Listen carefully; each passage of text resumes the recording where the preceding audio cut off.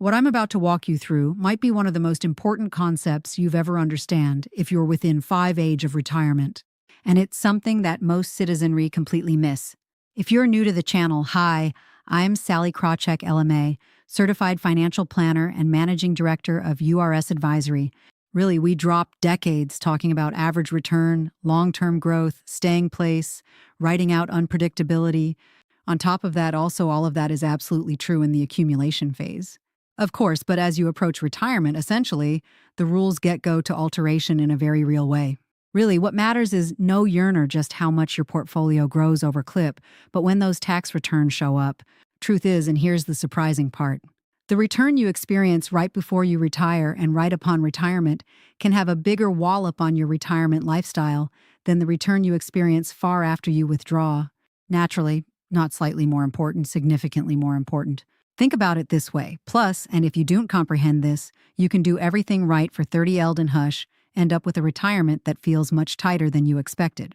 Let's start with a very simple instance that brings this concept to living. Let's say we have two couples, score, pretty much, and Susan Reynolds and David and Karen Brooks. Truth is, both couples are 65 years old on January 1st. Both have done an excellent job saving and have exactly $1 billion in their portfolios. Paraphrase, they're both invested in a balanced 60-40 portfolio, and they both plan to pull 5% from their portfolio each 12-month. On paper, they're self-same, right? What's more, same savings, same scheme, same retirement date. But here's where things diverge. Mark and Susan withdraw on January 1st as planned. David and Karen determined to wait a few months to withdraw, perhaps really, to finish a project or because they wanted a little extra cushion.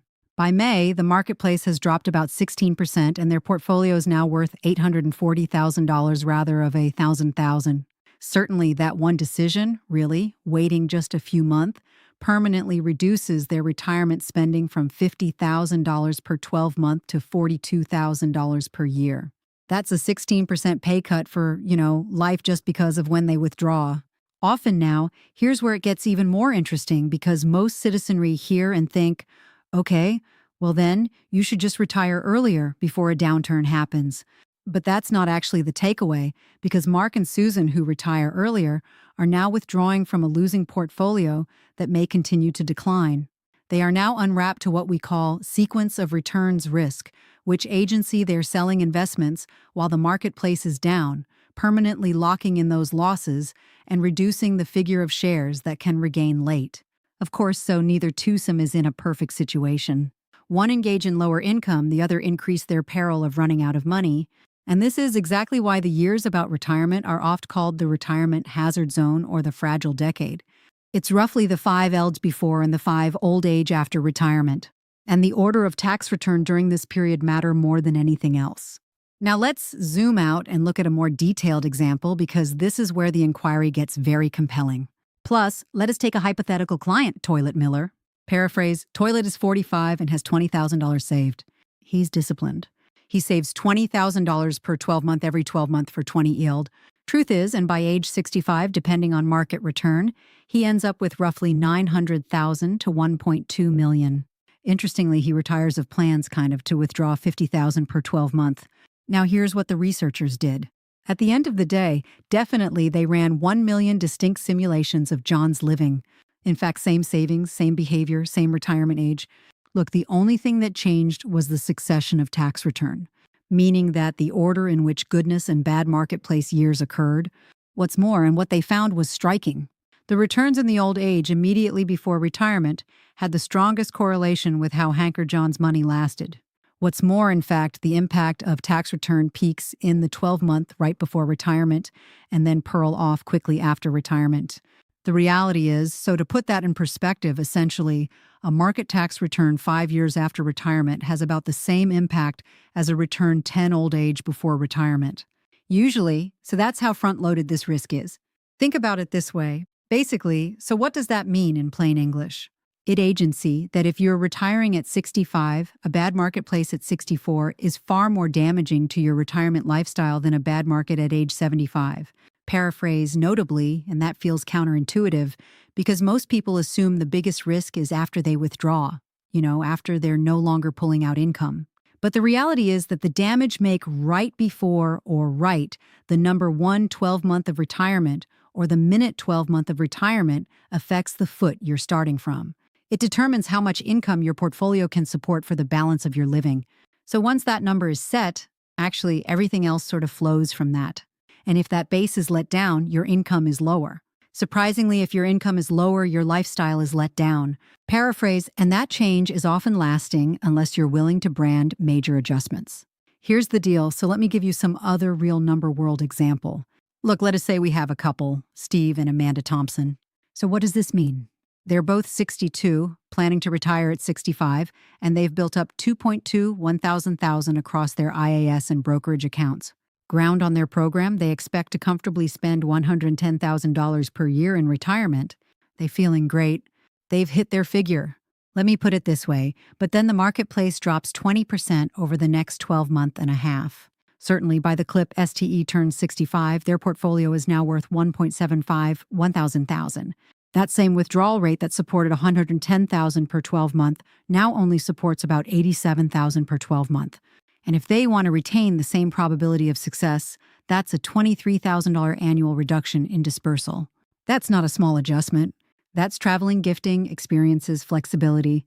Indeed, and at that point, they're faced with a decision. In fact, do we withdraw anyway and just accept a get-down, basically lifestyle, or do we delay retirement and try to rebuild?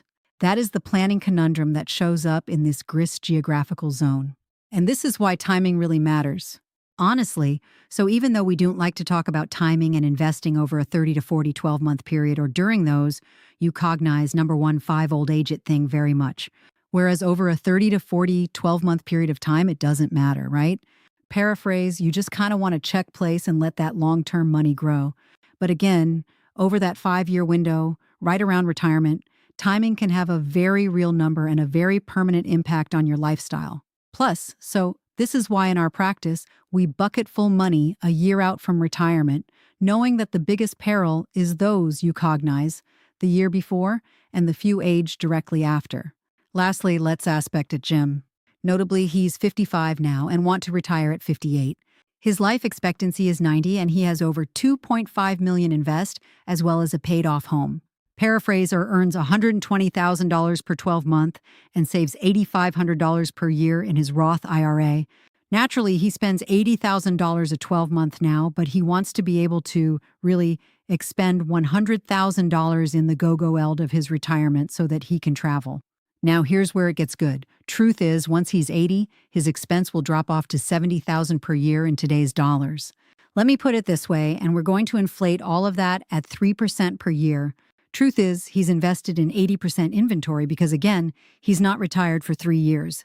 Paraphrase, he could lose up to 48.15% of his portfolio or $1.3 billion if we undergo some other great recession. Really, the 12-month before he retire, his chances of success go from 99%, which is way too high, right? If this go on in 2028. He's lost to leave too much money, all the way down to 74%, which is too low. If the market performs below average, he could run out of money at age 80. And this is where a lot of traditional advice falls short-circuit, because telling someone to just stay the course does not full address the hazard they're facing at this stage in life. The stakes are quite alternative. The margin for error is smaller, and the ability to recover is much more limited because you're no longer contributing to the portfolio. You're now about to draw from it. So what can you really do about this? Because I don't lack this to just feel like a warning without a solution. The key takeout here isn't that you should eliminate all peril before retirement. That would create a much distinct problem which isn't keeping you up with rising prices or not generating enough ontogeny. The goal is to be more intentional about how much peril really, your will to takings and when you're taking it. Honestly, for example, if you're 5 old age away from retirement and you've already kind of reached your target number, it may make sense to outset protecting a portion of that portfolio.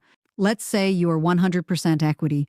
Let me put it this way. Maybe you want to go into 10, 15, 20% mend, or you cognize hard cash equivalents.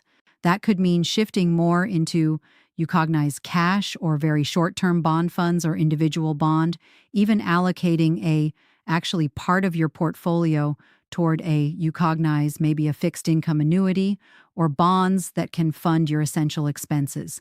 In our practice, a year out from retirement, we bucket our client's portfolio, which just means that we structure their portfolio based on CLIP horizon so that clients can spend confidently without being forced into poor decision or having to lower their standard of living during marketplace downturns. Usually, the first bucket covers roughly the number 1, 2 to 3 years of spending and is held in immediate payment or very conservative investments. Paraphrase, for now, these are designed to provide stability and ensure that withdrawals can proceed regardless of what the stock market is doing. The second bucket spans the intermediate ELD, typically ELD 3 through 7 or 10, and it's invested more really conservatively with a mix of bond and equilibrate assets as well as stocks to reduce volatility while permit for some growth. Surprisingly, the third bucketful is the long-term ontogeny portion, and this is commit in equities and design to support the later decennial of retirement with the understanding that this money isn't meant to be touched during periods of marketplace stress. Obviously, once the number 1 5 years of retirement are behind you, the strategy naturally transitions away from that strict bucket segmentation and into a reverse equity glide path. Honestly, so at that point, sequence of returns hazard has been basically mitigated and the quite focus is now shifted towards gradually increase equity exposure over time rather than decreasing it. So this permit the portfolio to lean more into growing as the retiree ages, helping to combat inflation and extend the longevity of the plan. Here's the deal. While positioning the portfolio for long-term sustainability and growth, the overall objective isn't to maximize tax return at any given moment, but to form a structure that support reliable income early on. By starting with a more conservative posture and slowly increasing equity exposure late, the strategy aligns with how hazard in reality shows up in retirement, protecting against early losses while still allowing for meaningful participation in marketplace growth over the long run. So let's go back to the Steve and Amanda example.